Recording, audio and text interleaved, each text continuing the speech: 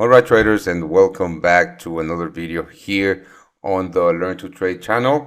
Today we're going to go through what to expect from global equities this trading week, right? But before we go any further, if you want to support the channel, and if you want to support us, all you have to do is give us a thumbs up on the video, and if you're not subscribed, why don't you subscribe to the channel, because we do upload videos every single day, right? Again, this is going to be a great trading week for the team, and if you want to be if you want to be part of the team, I'm giving you a link below this video. Pretty inexpensive to join, and everybody's invited. Now, why don't we start with the UK100? This is the FTSE 100, and this is a market that is growing at the moment, right? We as the VIP team, we're looking to buy this last week, and we actually closed our long position at break even around this level because the FTSE failed to go higher and break with this bullish flag, right? But right now we are testing and rejecting this level, which are the previous highs, right? This is where we saw this flat triangle break to the upside, and right now we have really retested and rejected this level. So the probability of the upside on the FTSE is higher than the probability of a breakdown. Now, I'm talking just probabilities, and it's still plausible that we're going to go down, but the level to watch is the 66.45 to 66.75. So if price breaks with this low, we are definitely no longer interested in looking for long opportunities. We are not going to short the FTSE if we break to the downside. That would be a mistake, since we are extremely bullish in global equities at the moment. Even though we've had some restrictions risen in the UK due to the coronavirus cases spikes that we've had, but in any case, the amount of liquidity being injected into the market is pretty high, which makes for a bullish equities market. Remember that. So even though this is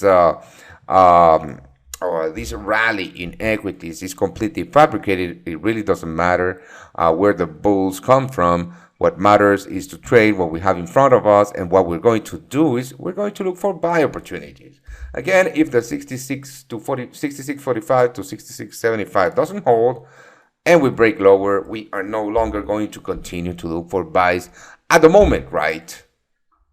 First target should be around the 7,000 level. I'm sorry. Why? Because this is an interesting and very important level. As you can see, this is the level that buyers were holding before the coronavirus pandemic crash back in February, right? If you remember, the FTSE dropped an amazing 37.25%.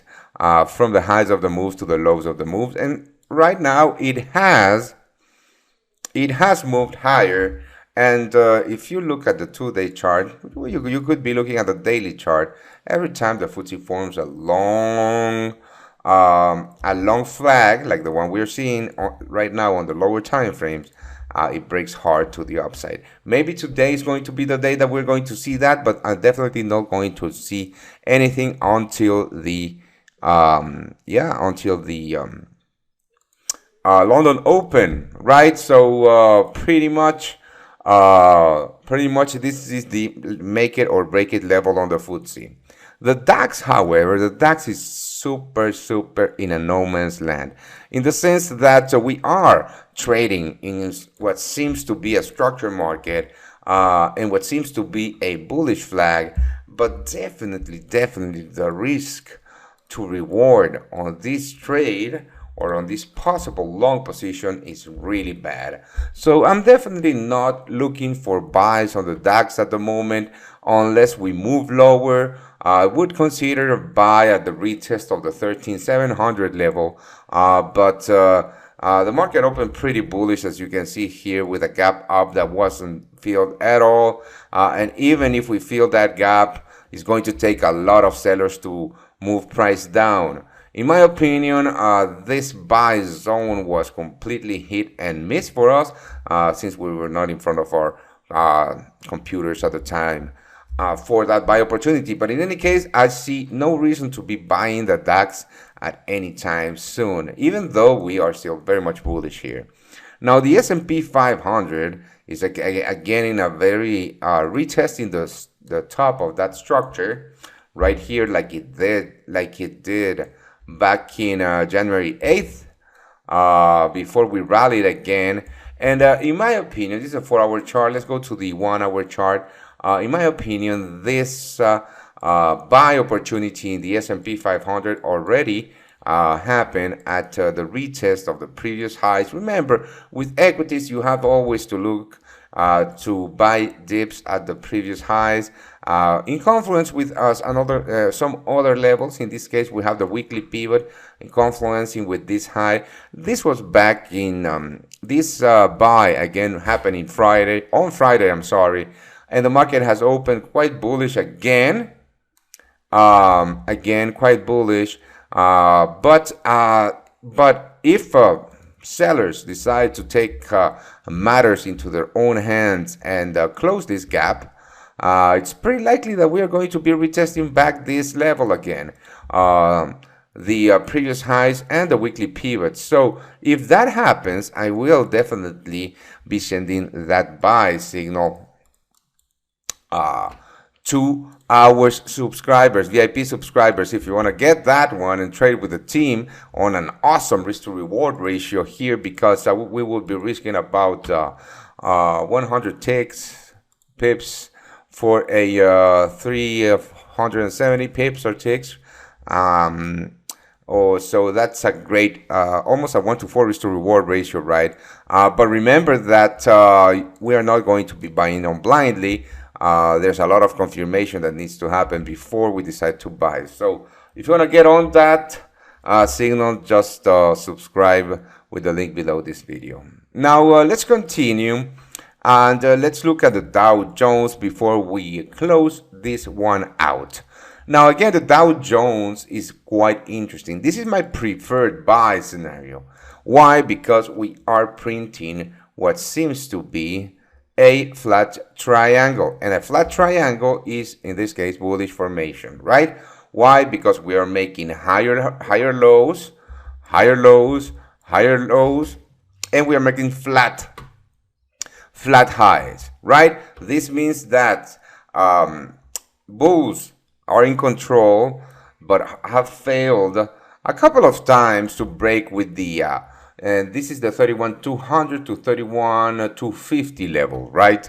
But every time they get rejected or they are unable to swipe all the sell orders that are placed around this level, sellers take immediate control of the market. But every time buyers move higher to load their buys. This is why triple tops, double tops, etc. are buy opportunities, not sell opportunities, in my opinion, right?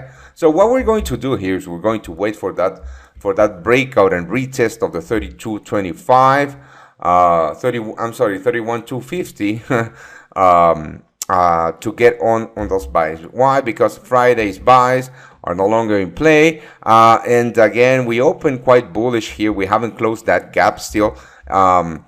But if we close that gap and sellers move price down, maybe we will have a better buy opportunity at the retest of the lows.